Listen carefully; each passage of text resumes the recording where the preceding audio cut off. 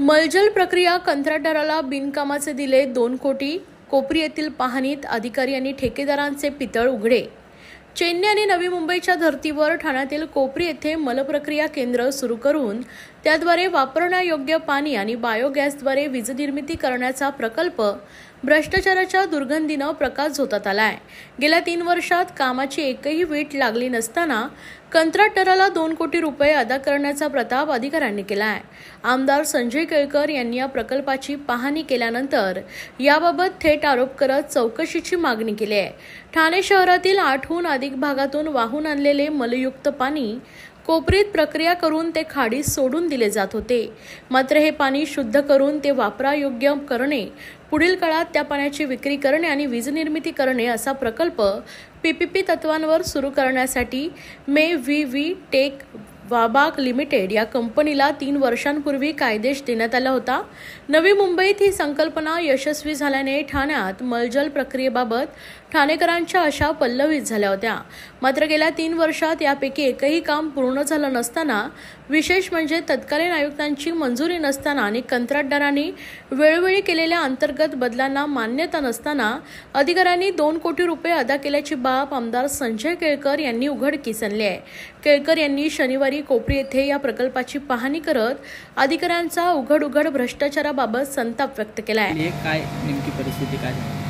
नियोजन शून्यतेचा अभाव किती असू शकतो आणि लूट की छूट कशी असू शकते याचं हे ज्वलंत उदाहरण आहे अधिकाऱ्यांनी दाखवलेलं। या मलनिस्सारण केंद्रामध्ये वॉटर प्युरिफिकेशन आणि याच्यातून पॉवर निर्माण करण्यासाठी यांनी मंजुरी दिली। त्यावेळेला तत्कालीन नगरसेवक होते, महासभा होती, त्याला मंजुरी दिली। 21 साली याची वर्क ऑर्डर निघाली या कामाची आणि आज जर बघितलं तर आता गेली 3 वर्ष झाली, कोविड नंतर देखील याच्यामधली एक वीट देखील हललेली नाही आहे। उद्देश हा होता की चेन्नईच्या धर्तीवर किंवा आताही मला वाटते नवी मुंबईला आहे की अशा प्रकारचा प्लॅन्ट करायचा आहे। हा जो मलनिस्सारण केंद्र आहे त्याच्यामध्ये वॉटर ज्याला म्हणता येईल की पाणी प्युअर जरी होत नसलं तरी त्याच्यात क्लोरिनायझेशन होतं आणि त्याच्या पुढची स्टेप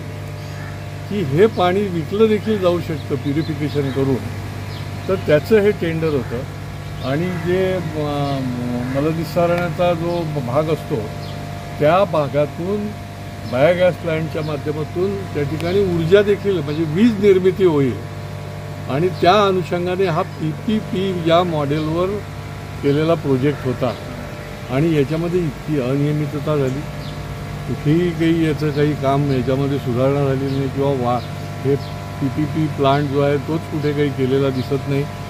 आणि आज हा काहीतरी 10 कोटी रुपये वर्षाला देण्याचा हा कॉन्ट्रॅक्ट होतं।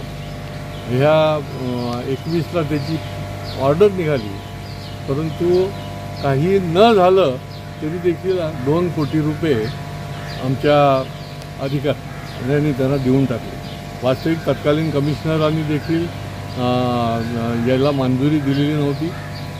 निरनिराळे ते इंटरनल ज्या कॉन्ट्रॅक्टरने घेतलं त्यांनी काही चेंजेस केले, त्याला मान्यता नव्हती आणि तरी देखील हे जनतेचे पैसे जे आहेत हे पैसे देऊन मोकळे झाले। आणि त्याच्यामुळे मी जे म्हटलं की ही लूट की छूट आहे, कोणाचा अंकुश नाही। आणि त्यामुळे या निमित्ताने माझी मागणी आहे की या संपूर्ण प्रकाराची चौकशी झाली पाहिजे।